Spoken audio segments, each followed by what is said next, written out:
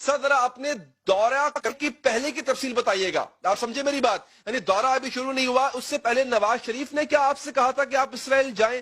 اور اگر کہا تھا تو کیا ایجنڈا دے کے بھیجا تھا، کیا پیغام دے کے بھیجا تھا؟ آپ کو کس مقصد کے لیے اسرائیل بھیجا گیا؟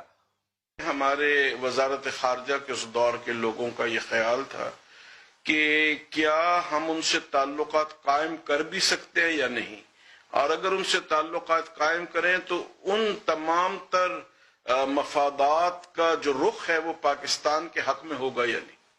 تو ایک طرح کا یہ مطالعاتی سفر تھا اور تعلقات کی ابتدا تھی. اچھا ٹھیک ہے، آپ کو پیمانہ کیا دیا گیا مولانا کہ آپ نے کس پیمانے پہ جانچنا ہے کہ اگر یہ اس پیمانے پہ اسرائیلی پورے اترتے ہیں تو ہم ان کو قبول کر لیں گے؟ اصل میں اس میں بہت ساری باتیں یہ تھیں کہ جیسے بھارت ہمارا دشمن ملک ہے، اس سے کہیں بھی ہمارے معاملات نہیں ہیں، لیکن میاں نواز شریف صاحب کیونکہ تجارت کے رخ کو جانتے وہ یہ چاہتے تھے کہ بجائے سبزیاں اور ٹماٹر دبئی کے راستے پاکستان امرتسر سے براہ راست کیوں نہ آئیں.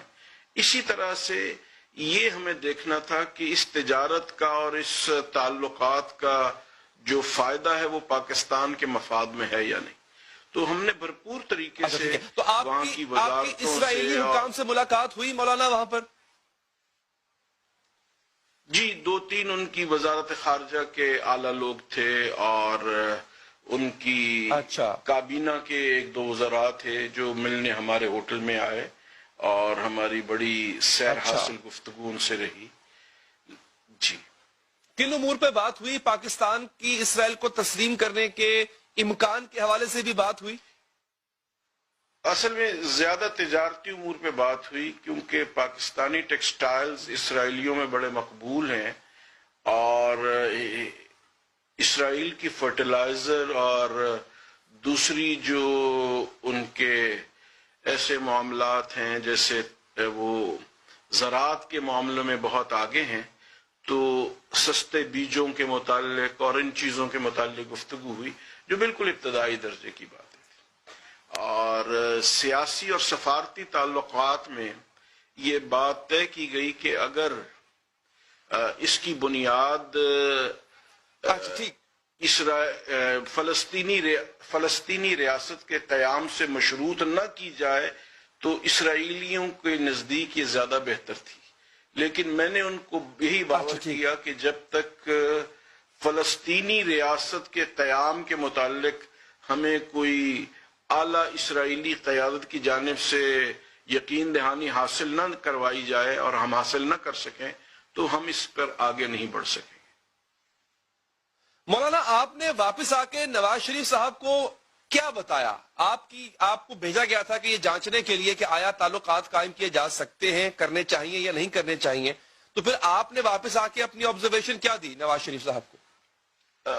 میری یہ رائے تھی جو میں نے پرائم منسٹر صاحب کی خدمت میں 2 دفعہ، ایک دفعہ وزیر اعظم ہاؤس میں اور ایک دفعہ ان کے دفتر میں، ان کے سیکریٹریٹ میں ہم نے یہ بات ان پر واضح کی کہ پاکستان کی پارلیمنٹ کے فورم سے یا نیشنل ڈائیلاگ اس موضوع پہ ہو، اس کے بعد ہم کسی سطح پر پہنچیں، کیونکہ اگر نواز شریف صاحب اس کو تسلیم بھی کر لیں گے تو آئندہ آنے والی حکومت اس کو واپس کر لے گی، کیونکہ یہ ایک ایسا اہم مسئلہ ہے. آپ کی یہ رائے تھی کہ تسلیم کرنا چاہیے جو آپ نے حالات وہاں جا کر دیکھے؟